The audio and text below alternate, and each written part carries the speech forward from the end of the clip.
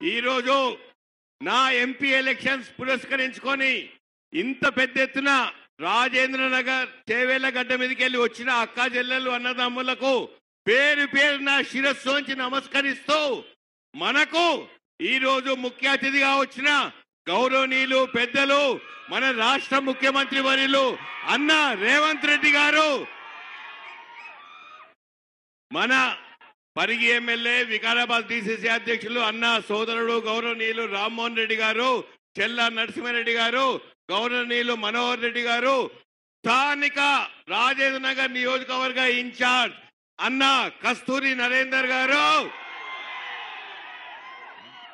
పెద్దలు గౌరవనీయులు వికారాబాద్ జిల్లా శాసనసభ్యులు పెద్దలు మన లెజిస్లేటివ్ అసెంబ్లీ స్పీకర్ గౌరవనీయులు ప్రసాద్ కుమార్ గారికి, భీమ్ భరతనకు,